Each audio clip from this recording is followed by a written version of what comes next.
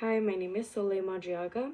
Today I'm going to be talking about my cultural artifact. I chose batok. Batok is a traditional Filipino tattoo, and this is what it looks like. This symbol means prayer.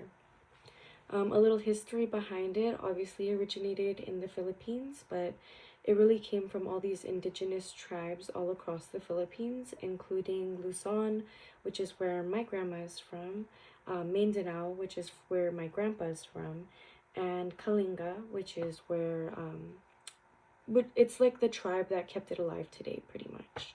These are just examples of some of the tribes that practice this.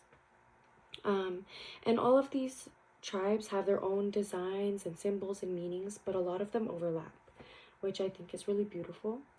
Um, some more history behind it is that when Spain actually colonized them in 1565, they called us the Painted Ones or Los Pintados, which I thought was insane. Like, that's how they referred to us because we're so heavily tattooed.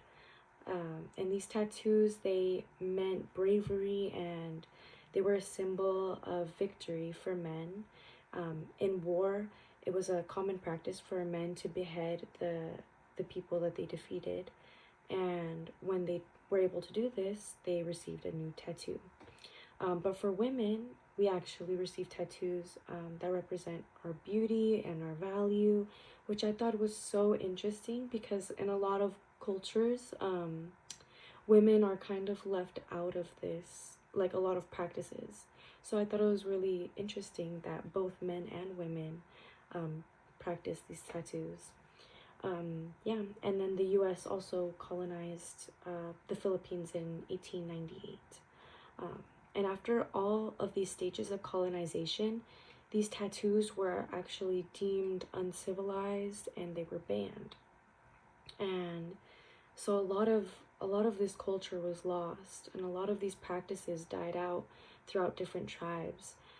But the northern tribes were able to actually preserve this art, and these are the tribes that have kept it alive up until today, which I think is so amazing.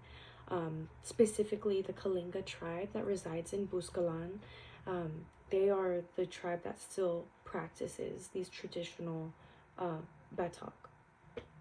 Um, yeah, so these tattoos are relevant to my identity personally because while I grew up in a very predominantly white neighborhood, I grew up in a very, very um, predominantly white neighborhood. I was maybe one of five Filipino people in my entire school, and my school was kindergarten through 12th grade. So you can imagine how alienating that can be at times and how disconnected I felt from my own culture a lot of the time. Um, and I'm only half. But yeah, so I didn't ever feel really a sense of community growing up. So I think that, remembering this practice, keeping it alive, and teaching people about it is a really beautiful way for me to connect to my own culture and to remind others that it exists and keep it alive in others' minds as well. Um, I also think that there's still a lot of stigma around tattoos, especially in the workplace and especially in the STEM workplace. So personally, I'm going into the medical field. There's still a lot of stigma around tattoos, and still whenever I go in for clinicals or whatever I may have to do, I must cover all my tattoos. And it can be disheartening at times because I feel tattoos nowadays are deemed unprofessional in the same way they were deemed uncivilized during colonization. um, when there's history and meaning behind it that goes overlooked because people are are uninformed, uneducated about these topics. So I think it's important to talk about. And my experience in my own life has also shaped how I view this cultural artifact because I had the privilege of actually traveling back to the Philippines this past year, um, or sorry, the year before this past year.